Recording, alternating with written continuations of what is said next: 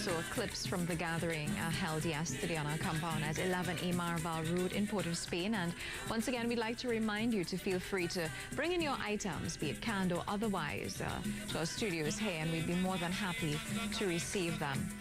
Of course, this morning we switch gears and we touch base with our Tobago studio, and we'll be chatting with Miss Afiya Giles-Baynes. Good morning. How are you doing?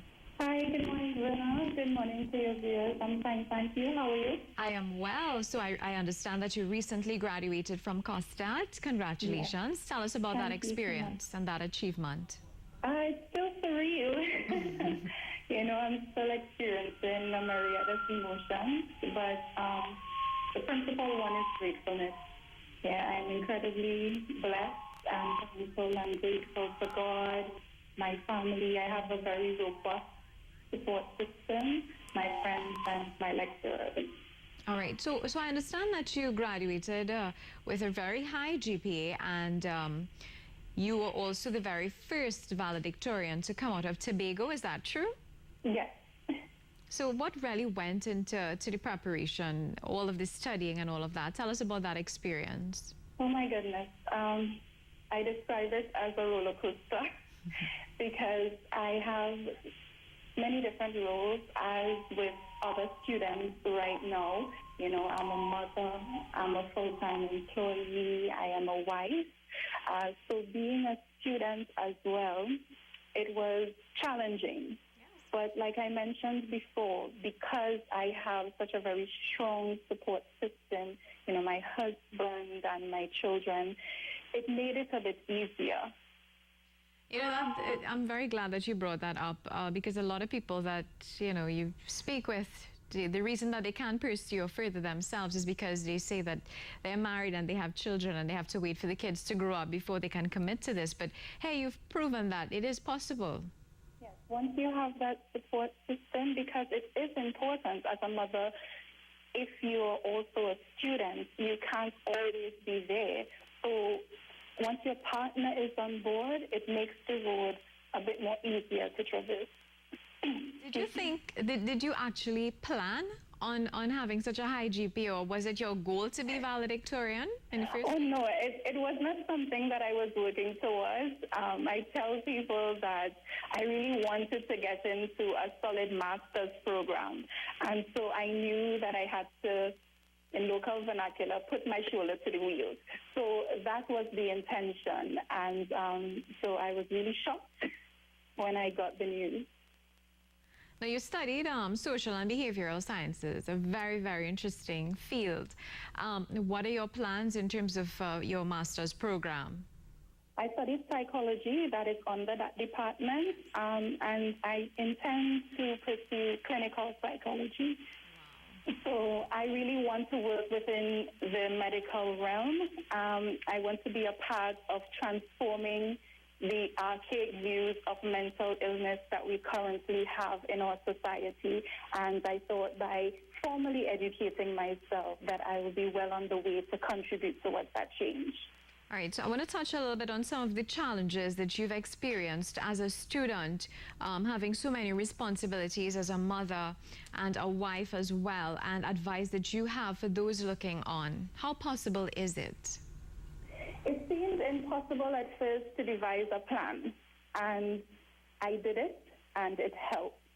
So no matter how hectic your life is, no matter how many hats you wear, your obligations and responsibilities, it's really important to devise a plan to balance all the areas of your life, because things are going to get chaotic.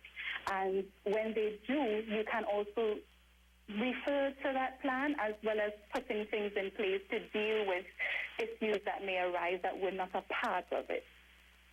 Now, I understand that you're employed at the Division of Finance and the Economy as the personal assistant to Secretary Joel Jack. My question to you is, how have you been able to use what you've learned in psychology to assist you in performing your day-to-day functions? I always say that psychology is life, understanding human behavior. And although there are different schools of psychology, I've found that taking an eclectic approach, that is pulling principles from different schools, works in various scenarios. So there are times when you have to apply a humanistic approach. So you try the motivational aspect. There are times when you have to try to change certain patterns that are already there, so you apply a behavioral approach. But there are different areas that you pull from in order to get your desired results. And if I tell you details, then I'll be giving you my secret, Verna. Trust me, I think I have an idea of that secret. I also did psychology. Now, in terms of understanding in terms of understanding why, the reasons behind certain behavior, would you say that this has helped you in terms of getting along and working along with others, understanding why they behave a certain way rather than focusing on the behavior itself? Oh, definitely. Before studying psychology, I always say that people have my respect just for being people. You're a human being, you deserve that respect. However, psychology really broadens your perspective about us as humans, and you appreciate the different experiences that go into molding and shaping our behavior, and even the biological side of it. And so my knowledge that I've gained so far really helps me to evolve my perspective about human beings, about myself, and about understanding why we do what we do. When did you realize that you wanted to pursue clinical psych? Oh, goodness. That's a good question. At a young age, I remember wanting to be a nurse. So I guess I always kind of stayed in that medical field. But because, well, you would know, Verna, because you said you were exposed to psychology, but because psychology really aims at wanting to describe, explain, predict, control, and improve behavior, I thought that it's best that, I learn more about myself and learn more about us as human beings to just make that positive impact within our society. We have a lot of nurses that are doing wonderful jobs. So if I can contribute in that area in terms of preserving our mental wellness, I think that I am fulfilling my purpose. Now, why clinical psych and not counseling psych? I think that I'm quite interested in terms of disorders. Like I mentioned before, we have a very tunnel view perception of what mental illness is. Even in our casual conversations, we say she crazy or she mad. Or I have a particular friend who peer diagnoses, so everybody is bipolar for her. They take it so comical and casual. And so I really want to invest time, and I'm passionate about helping persons who may be suffering with depression, anxiety, all these issues that as a society generally we take for granted. I want to talk a little bit about that stigma issue. People are even afraid to seek help, be it counseling, because they are afraid that they would be branded as being mentally ill or insane or crazy, as you rightly said. How do you plan to work around that particular issue? Well, it really it's broader than me. It's bigger than you and I. It's a cultural issue. And I think that it has to start with educating our young ones.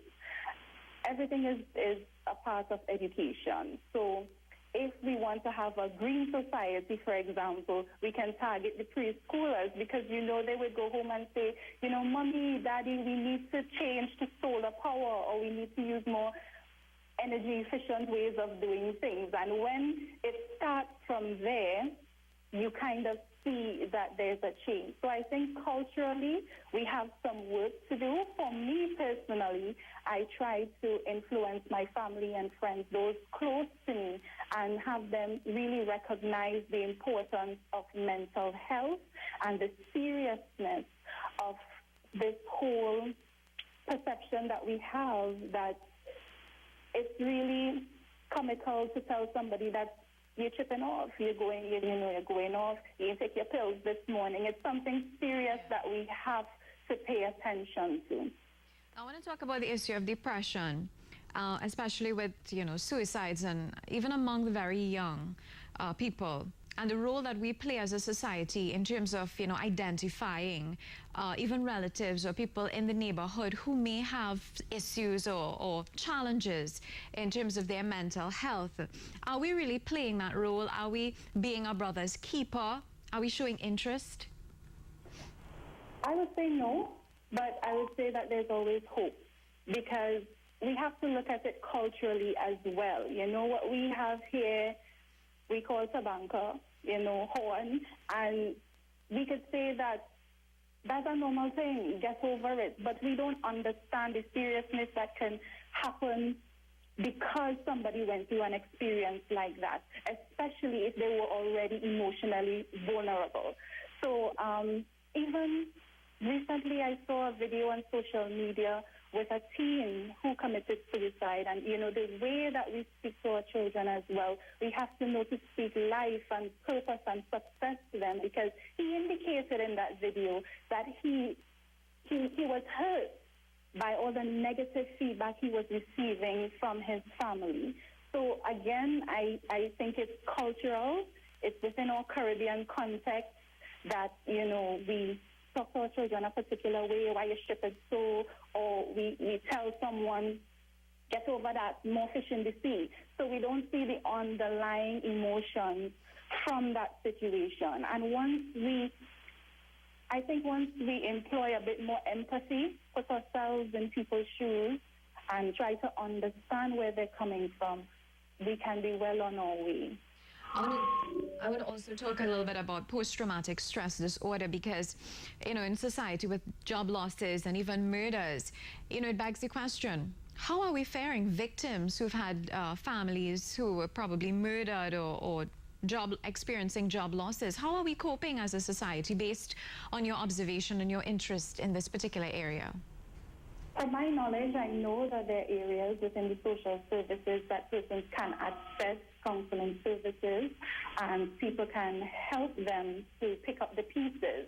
But I am not sure how it is in terms of on a continuous basis, or if it's a one-off, But professional services are out there that people can access. I just think that the public has to be made more aware of where they can go to access these services. And like I said, as a society, we just have to be more educated and compassionate to the needs of those persons. Ms. Baynes, it was definitely a pleasure chatting with you this morning. I really enjoyed chatting with you. For having me. And congratulations. And where do you plan to pursue your master's? At UE. At UE. All right, great. Well, best of luck with all of that, and we really hope that we can touch base some other time and follow up on your progress. All right, so that was our Tobago.